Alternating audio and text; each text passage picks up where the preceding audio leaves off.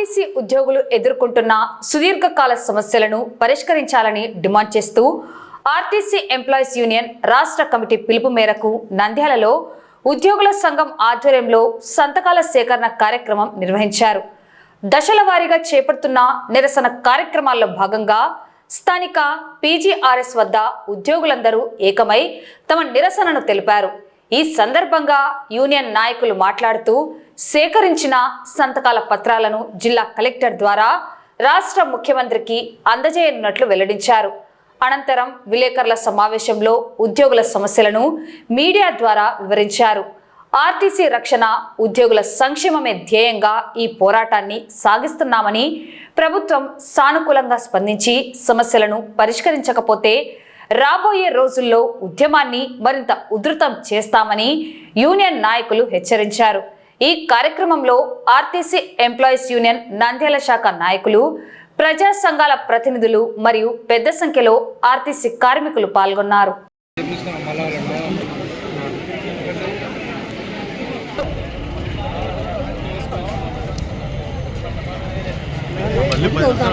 ఏదైతే రాష్ట్ర కమిటీ ఈ విద్యుత్ బస్సులకు వ్యతిరేకంగా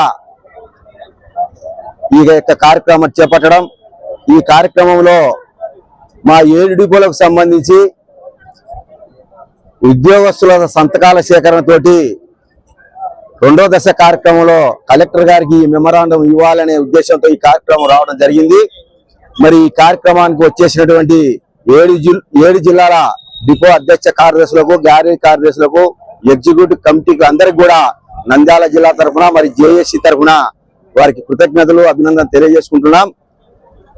ఏపీఎస్ఆర్టీసీ కోరుకునేది ఒకటే, ఎలక్ట్రికల్ బస్సులకు మేము వ్యతిరేకం కాదు, కానీ ఆ ఎలక్ట్రికల్ బస్సులు అనేది ఏపీఎస్ఆర్టీసీ ద్వారా నిర్వహించబడాలి. మరి ఏదైతే ఈ ప్రయాణికుల సంఖ్య పెరిగిందో ప్రయాణికుల సంఖ్యకు అనుగుణంగా బస్సుల సంఖ్యను పెంచాలి. ఏదైతే రిటైర్డ్ అయ్యి లేక చనిపోయిన ఉద్యోగాల యొక్క ఖాళీలు ఉన్నాయో ఆ ఖాళీలన్నిటి కూడా దాదాపుగా 1500 ఖాళీలు ఉన్నాయి. 15,000 ఖాళీలు, 15,000 మందితో ఖాళీలు ఉన్నాయి. ఆ ఖాళీలన్నిటి కూడా భర్తీ చేసి ప్రయాణికులకు మెరుగైన సేవలు అందించడాని కోసమే ఏపీఎస్ఆర్టీసీ ఉద్యోగులుగా జేఏసీగా ఏర్పడి ఈ రోజు ఈ యొక్క కార్యక్రమాన్ని చేపట్టినామనే విషయాన్ని కలెక్టర్ల ద్వారా ప్రభుత్వానికి, గౌరవనీయులు ముఖ్యమంత్రి గారికి తెలియజేసే దానికోసం ఈ యొక్క కార్యక్రమం చేపట్టడం జరిగింది. మరి ఏది ఏమైనప్పటికీ కూడా సామరస్యపూర్వకంగా ఈ యొక్క కార్యక్రమాలను నిర్వహించి ప్రయాణికులకు ఎలాంటి ఇబ్బంది లేకుండా ప్రయాణించే దాని కోసం మాత్రమే మళ్ళా నేను చెప్తున్నా, గవర్నమెంట్ కు బస్సుల సంఖ్యను పెంచాలి, ఉద్యోగుల సంఖ్యను పెంచాలి. గౌరవనీయులైన ముఖ్యమంత్రి గారు ఏం చెప్పారు, శ్రీశక్తి పథకం అనేది మిగతా ఉద్యోగ సంఘాల కంటే మిగతా ఏదైతే పథకాలు ఉన్నాయో ఆ పథకాలకన్నిటిని కూడా శ్రీశక్తి పథకం విజయవంతమైందని చెప్పి దేవాలయము లాంటి అసెంబ్లీలో ఆర్టీసీ ఉద్యోగులను అభినందించిన విషయాన్ని మీ ద్వారా మరొక్కసారి ముఖ్యమంత్రి గారికి తెలియజేస్తా ఉన్నా. దయచేసి గౌరవ ముఖ్యమంత్రి గారు, గౌరవనీయ రవాణా శాఖ మంత్రి గారు, గౌరవనీయ ఈవీసీ అండ్ ఎండి ఏపీఎస్ఆర్టీసీ వారు మా యొక్క కోరికను మన్నించి మేము కోరుకునే గొంతెమ్మ కోరికలు కాదు, కేవలం ప్రయాణికులు దృష్టి పెట్టుకుని బస్సుల సంఖ్యను కావాలని చెప్పి కోరుతున్నాము తప్ప దీంట్లో మా స్వార్థ ప్రయోజనాలు లేవని చెప్పి ఈ సందర్భంగా మీ ద్వారా గవర్నమెంట్ కు విన్నవించుకుంటున్నాం. ఈరోజు రాష్ట్ర జేఏసీ పిలుపు మేరకు 7 జిల్లాలలో డిపోలలో సంతకాల సేకరణ చేపట్టి ఇక్కడ కలెక్టర్ ద్వారా ప్రభుత్వానికి ఇవ్వాలని చెప్పి ఈరోజు ఇక్కడికి వచ్చి కలెక్టర్ ద్వారా మెమరాండం ఇవ్వడం జరిగింది.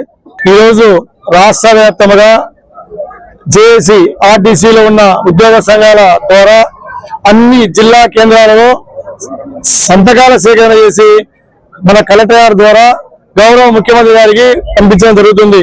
ఆల్రెడీ ఇచ్చాము. సరే, మేము విద్యుత్ బస్సులకు వ్యతిరేకం కాదు, మా అన్నగారు చెప్పినట్టు విద్యుత్ బస్సులు స్వాగతిస్తున్నాం. కానీ ప్రైవేట్ ఆపరేటర్లకు ఇవ్వకుండా ఆర్టీసీ ద్వారానే కొనుగోలు చేసి ఆర్టీసీ సిబ్బందితో నిర్వహించాలని మా ప్రధాన డిమాండ్. అలాగనే 2వ డిమాండ్, ఈ మధ్యకాలంలో 4 డిపోలు మూసివేశారు. ఆ డిపోలను కూడా తిరిగి పునరుద్ధరించాలని, అలాగనే ఆర్టీసీ స్థలాలని ప్రైవేట్ వాళ్లకు అప్పచెప్పకుండా గవర్నమెంట్ ఆర్టీసీ ద్వారానే ఉంచి ఆర్టీసీ ద్వారానే అన్ని కార్యక్రమాలు చేయాలని మా కోరిక.